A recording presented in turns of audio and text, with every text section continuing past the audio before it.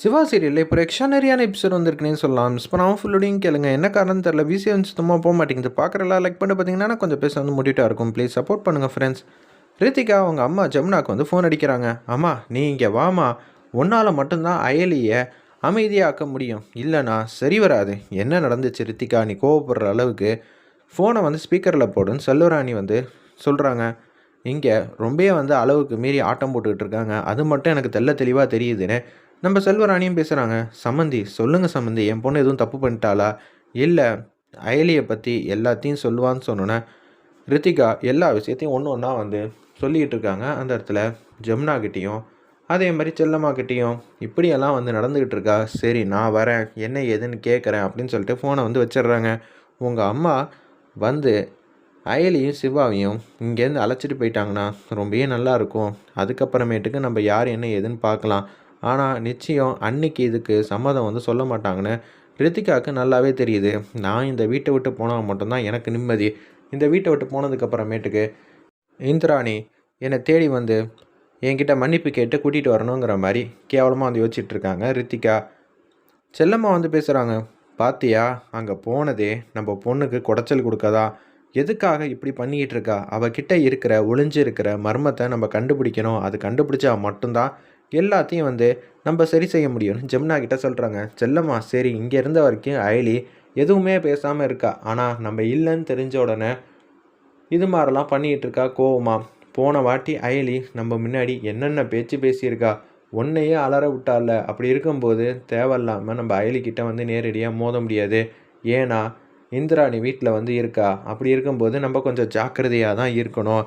அந்த வீட்டுக்கு நம்ம பொண்ணை அதிபதியாக்கி காட்டணும். அப்படி காட்டுற வரைக்கும் பொறுமையாக தான் இருக்கணும். அதில் போய் பார்ப்போங்கிற மாதிரி சொல்கிறாங்க. அப்படியே வீட்டுக்கு வந்துடுறாங்க. என்ன சம்மந்தி திடீர்னு வீட்டுக்கெலாம் வந்திருக்கீங்க? தேவை இருக்க கண்டு தானே நாங்கள் இங்கே வந்திருக்கோன்னு செல்வராணி கிட்ட வந்து சொல்கிறாங்க. அந்த இடத்துல என்ன தேவை இருக்கா, ஒன்றும் புரியலேன்னு சொல்லி இந்திராணி இதெல்லாம் கேட்டுட்ருக்கிறப்ப வந்து உட்காருங்க. அம்மா இங்கே வந்துட்டியாம்மா அப்படின்னு சொல்கிறாங்க. எனக்கு நிம்மதி சந்தோஷம் எதுவுமே இல்லை. நான் கொஞ்சம் நாளைக்கு போகலான் இருக்கேன்னு மனசில் நினச்சிக்கிட்டு பெட்டி எடுத்துகிட்டு வராங்க. எங்கே போகிற அப்படின்னு சொல்லி கேட்குறாங்க. நம்ம இந்திராணி போகும்போதே கேட்காதீங்க, நான் இந்த வீட்டை விட்டு போகலான்னு முடிவு பண்ணிட்டேன். இந்த வீட்டில் தான் எனக்கு மதிப்பு மரியாதை எதுவுமே கிடைக்க மாட்டேங்குது. அப்படி இருக்கிற சூழ்நிலையில் நீங்கள் எல்லாரும் இந்த வீட்டுக்கு சம்மந்தமே இல்லாத ஒரு ஆளை தான் தலை மேலே தூக்கி வச்சு தாங்குன்னு தாங்குறீங்க. என்ன சொல்கிற ரித்திகா, நீ இந்த வீட்டோட மருமக, கபிலனோட மனைவி. அப்படி இருக்கும்போது உனக்கு தான் எல்லாமே உரிமை இருக்குது. தயவு செஞ்சு நீ புரிஞ்சுக்க, வீட்டை விட்டெல்லாம் போகாத. ஏய் என்னடி நினச்சிக்கிட்டு இருக்க உன் மனசில்? இஷ்டத்துக்கு நீ ஏதாவது பேசிக்கிட்டே இருப்ப. இது எல்லாத்துக்கும் நான் பார்த்துக்கிட்டே இருக்கணுமா? அவ்வளோதான் சொல்லிட்டேன் பார்த்துக்கன்னு சொல்லி உச்சக்கட்ட கோவத்தில் வந்து கண்ணா அப்படின்னா திட்ட ஆரம்பிச்சிடுறாங்க. நான் வீட்டை விட்டு போகணுன்னா கூட நீ தான் முடிவெடுக்கணுமான்னு சொல்லிட்டு பெட்டி படிக்கையோடு வந்து நிற்கிறாங்க. இதை பார்த்த உடனே ஜமுனா செம்மையாக வந்து கோவம் வருது. நம்ம செல்லமாக்கும் என்ன இவ, நம்ம ஏதாவது இந்த வீட்டை விட்டு போகலான்னு சொல்லி யோசித்து பேசி நம்ம ரித்திகாவுக்கு மரியாதை வாங்கி தந்துடலாம் அப்படின்னு சொல்லி பார்த்தா இங்கே என்ன ஆட்டமே தலைகீழ வந்து நடக்குது. அப்புறம் உன் பொண்ணை உன் வீட்டிலே இருக்கட்டும்ங்கிற மாதிரி இந்திராணி வந்து முடிவெடுத்துட்டானா ஒன்றுமே பண்ண முடியாது. இங்கே இருக்கிற வரைக்கும் தான் நம்ம எதுவாக இருந்தாலும் சாதிக்க முடியும். நீ தான் உன் பொண்ணுக்கிட்ட எடுத்து சொல்ல புரிய வைக்கணும் அப்படின்னு செல்லம்மா வந்து பேசிகிட்டு இருக்காங்க. சரி நான் பார்த்துக்கிறேன்னு சொன்னேன். இதுதான் உங்கள் பொண்ணை வளர்த்த லட்சணமா? இப்படி பேசிக்கிட்டு இருக்கா. கொஞ்சம் கூட பெரியவங்களுக்கு மதிப்பு மரியாதைனா என்னன்னே தெரியாமல் இப்படி பண்ணிக்கிட்டு இருக்கா அப்படின்னு ரித்திகாவை பற்றி கண்ணா அப்படின்னு வந்து திட்டிக்கிட்டு இருக்காங்க. இதை கேட்ட உடனே சம்மந்தி நான் பார்த்துக்கிறேன். என் பொண்ணு மேலே தப்பு இருந்தாலும் நீங்கள் தான் சொல்லி புரிய வைக்கணும். அம்மா சொல்லி புரிய வைக்கிற வயசு பாவைக்கு. ஆனால் அவளுக்கு எப்படி நடந்துக்கணும் ஏது நடந்துக்கணும் எல்லாமே தெரியும் பாவை செல்லத்துக்கு.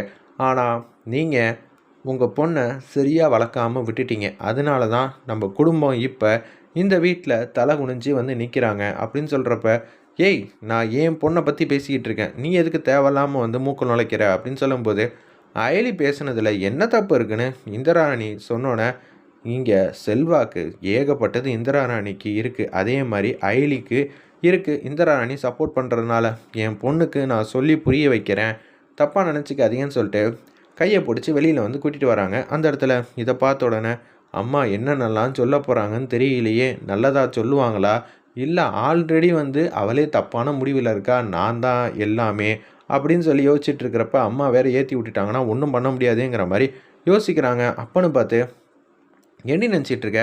நான் உனக்கு மரியாதை வாங்கி தரலான்னு சொல்லிட்டு இந்த வீட்டில் நீ எவ்வளோ முக்கியம்னு தெரியறதுக்காக சும்மா கிளம்புன்னு சொன்னால் பெட்டி எடுத்துகிட்டு வந்து நிற்கிற.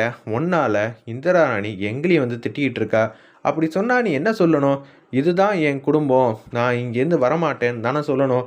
ஏம்மா அப்படியெல்லாம் சொல்லணும்? நான் எடுத்தோம் கவுத்தோன்னு முடிவெடுப்பேன். அப்படியெல்லாம் முடிவெடுத்தேன்னு வச்சுக்கியே, நீங்கள் 10 பைசா கூட பிரயோஜனப்படாது. பார்த்துக்கம்மா அப்படின்னு சொல்கிறாங்க. இதை கேட்ட உடனே ஒன்றும் புரியாமல் நிற்கிறாங்க அந்த இடத்துல நம்ம ஜமுனாவும் செல்லம்மாவும். ஏம்மா இப்படி பண்ணிக்கிட்டு இருக்க?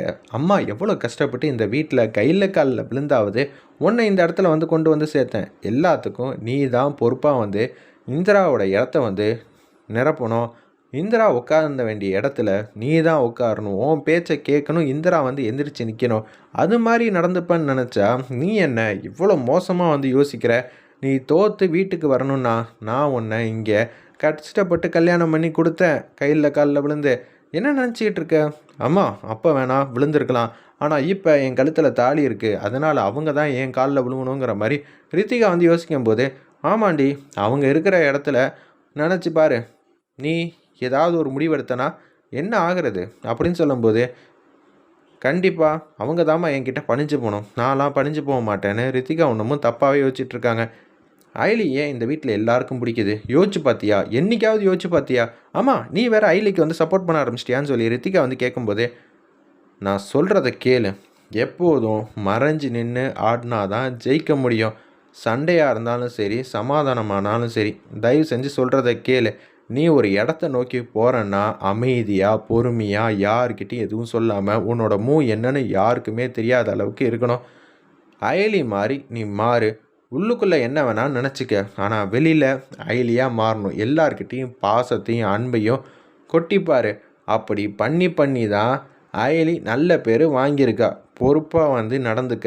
அயலி ஒரு விஷயத்தை எப்படி பார்ப்பாலோ அதே மாதிரி நீயும் பார்த்தனா அயலிக்கு மதிப்பு மரியாதை இருக்காது. எங்கள் வீட்டு பொண்ணே இந்த அளவு நடந்துக்கிட்டு இருக்கிறப்ப நீ ஏன் இப்படியெல்லாம் பண்ணுறேன்னு எல்லாரும் கேட்க ஆரம்பிச்சிருவாங்க அயலியை. அப்படி இருக்கும்போது உனக்கு மரியாதை கூடும். உனக்கு மரியாதை கூடிச்சுன்னா இந்திரா யோசிப்பா. இந்திரா யோசிச்சானா அவள் இடத்துல நீ வரத்துக்கு வாய்ப்பு இருக்குது. இது மாதிரி ஒவ்வொருத்தோட மனசாக வந்து கவர்ந்து நீ ஜெயிக்கணும். அயலி போல் தந்திரமான முறையில். அதை விட்டுட்டு எடுத்தோங்கவுத்தோன்னு ரித்திகா மாதிரி யோசிச்சனா நீ என்றைக்குமே இந்திராவோட இடத்த நிறைவு செய்ய முடியாது. அந்த இடத்துக்கு வரணும்னு யோசிக்க கூட முடியாது. ஏன்னா அவள் வர விட மாட்டா. இந்திராவை அடிக்கணும்னா பாசத்தை வச்சு மட்டும்தான் அடிக்க முடியும். முதல்ல நம்பிக்கையை சம்பாரித்து அந்த கம்பெனியில் ஒரு பொறுப்பாக வந்து இரு. அதுக்கப்புறமேட்டுக்கு அந்த பொறுப்புக்கு ஃபுல் அண்ட் ஃபுல் நீ தான் அதிகாரத்துக்கு வந்ததுக்கப்புறமேட்டுக்கு வீட்டில் இருக்கிற எல்லாரையும் கட்டுக்குள்ளே கொண்டு வா. அதை விட்டுட்டு எடுத்த உடனே நான் தான் வந்து கபிலனோட மனைவி, நான் இந்த வீட்டை வந்து கட்டுக்கோப்பாக வச்சுருப்பேன்னு சொல்லி அதிகாரத்தை காட்டினேன்னா எல்லாரும் சிரிச்சு விடுவாங்க. உன்னை அடித்தே துரத்தி விடுவாங்க. பார்த்துக்க. அம்மா இந்த நாள் வரைக்கும் இதை நான் புரிஞ்சிக்காமல் விட்டுட்டேம்மா. இப்போ ஆட்டம் என்னன்னு கற்றுக் கொடுத்துட்டல்ல, நான் பார்த்துக்கிறேம்மா. இனிமேட்டுக்கு நானா இல்லை அந்த ஐலியா இந்திராணியான்னு பார்த்துட்றேன் அப்படின்னு சொல்லி யோசிக்கிறாங்க. வெயிட் பண்ணி பார்ப்போம்.